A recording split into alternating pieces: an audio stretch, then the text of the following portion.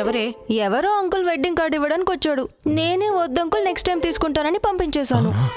అన్నా నాకు అమ్మాయి ఓకేనా? నాకు అమ్మాయి ఓకేనా? ఓకే. ఇదిగో అమ్మాయి చూస్తే చిన్నపిల్లలాగా ఉంది, మెచ్యూరిటీ లేదు. ఓకేనా?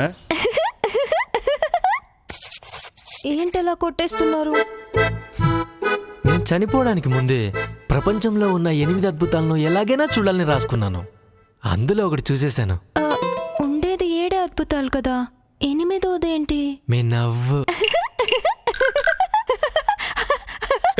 ఎందుకే ఇలా కొరిదయం నవ్వినట్టు నవ్వుతున్నావు? మొన్నే కదా ఆ పక్కింట్లో నా అక్కకి పాప పుట్టింది. నీ నవ్వు వింటే వాంతి విరుచన చేసుకుంటుంది. దాహం వేస్తుంది, కాస్త నీళ్ళు తెచ్చివే.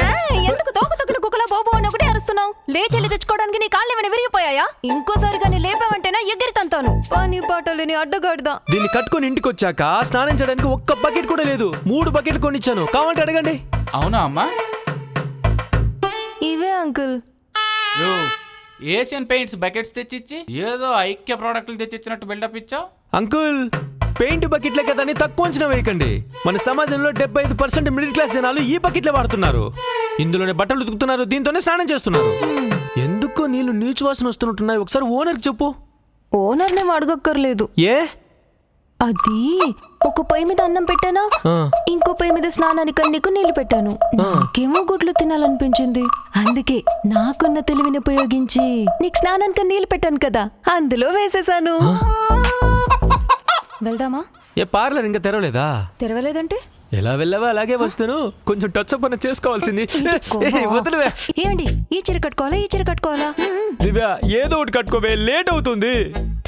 మీరే లేట్ చేస్తున్నారు. ఏ చీర కట్టుకోవాలో త్వరగా చెప్పండి. వెళ్ళు, ఆ పర్పుల్ కట్టుకోపో. ఏమండి, పర్పుల్ సారీకి మ్యాచింగ్ బ్లౌజ్ లేదు.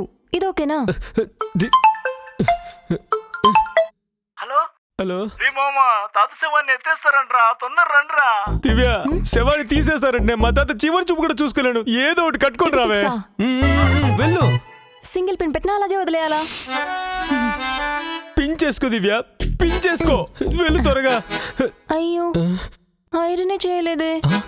నాకున్న తెలివిని ఉపయోగించి నా తెలివిని ఉపయోగించి పెళ్లి చేసుకుంటావా? పెళ్లి చేసుకుంటావా? పెళ్లి చేసుకుంటావా? పెళ్లి చేసుకుంటావా? పెళ్లి పెళ్లి. Happy married life, happy married life. పెళ్ళాం వస్తే చేంజ్ అవుతుంది మన బాయ్స్ లైఫ్.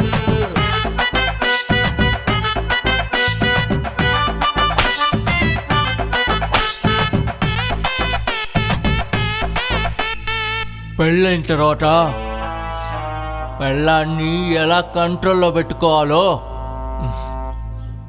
ఈ ప్రపంచానికి చూపిస్తాను. పెళ్ళికి రా ముందు. గిఫ్ట్ మర్చిపోకు. చూపిస్తాను.